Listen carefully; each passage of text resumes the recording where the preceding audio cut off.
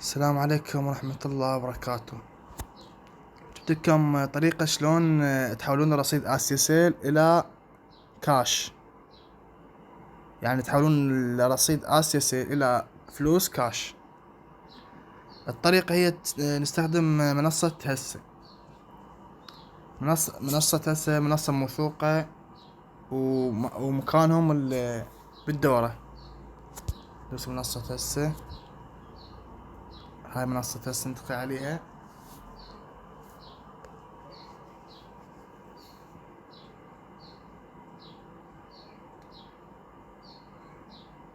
تحط هنا شو اسمه الرصيد اللي تحوله، مثلا بنك العراق. يقول لك تقدر تحول من اي، يعني من بنك البنك او من رصيد اسيا تحوله الى تتحوله كاش، او تتحوله للماستر كارد مالتك، او تتحوله للزين كاش مالتك عادي. وياخذونهم عمولة طبعا اكيد. يعني هسه انا قلت لهم راح اوديكم رصيد اسيا، هقول مثلا اوديكم رصيد مثلا اسيا 10,000 دينار. 10,000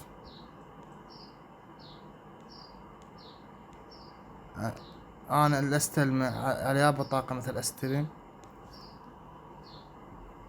مثلا انا استلم على الماستر كارد.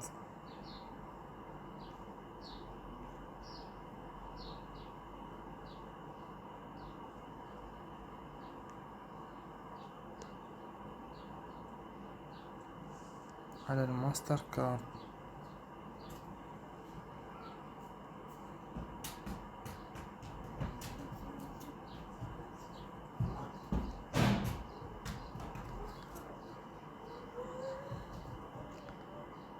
خلنا شو اسمه، ما 10,000 ما يصير، يعني لازم اقل شي لازم 15,000. نعتبره هسه، نعتبره حد الزن رصيد مثلا 100. 10,000 مثلا حد الزن رصيد 100,000 رصيد. انا اريد استلم على الطريق على الماستر كارد.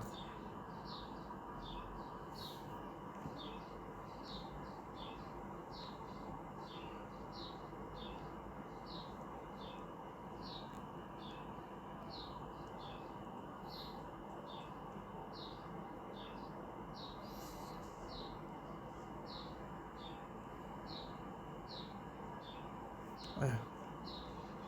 يقول اذا قمت بارسال 100,000 على رصيد اسيا سيل، سوف تحصل على مبلغ مقداره 84,500 عبر ماستر كارد الرافدين. يعني انا حدز لهم رصيد 100,000 يعطون هم 84,500. طبعا اقل مبلغ للتحويل هو 15,000. هنا عندك التكلفة يقول 15,500، يعني ياخذون رصيد 15,500 من المبلغ الكلي، ويعطونك 84,500. بهاي الطريقة تقدر تحول الرصيد مالتك إلى فلوس على الماستر كارد أو كاش، انت بعد بكيفك.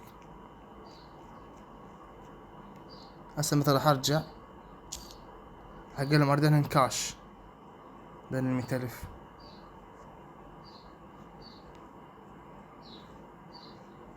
اقول اريدهم كاش، ما اريد على الماستر كارد، كاش.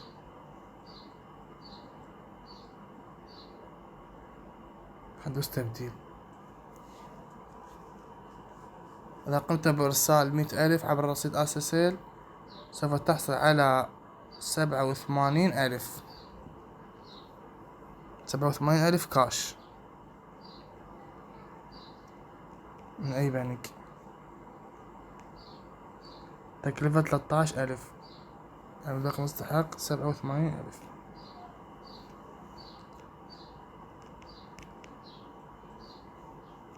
يعني هاي منصة موثوقة، وأنا حولت بيها 50,000 على الماستر كارد مالتي. يعني منصة حلوة مفيدة.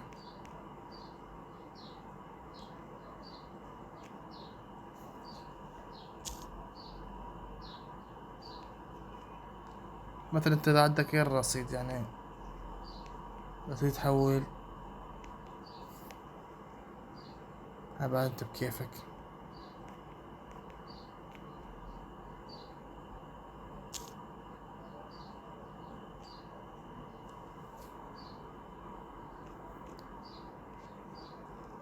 هم- شنو رايكم بالمنصة هاي؟ اذا عجبتكم قولوا لي رايكم.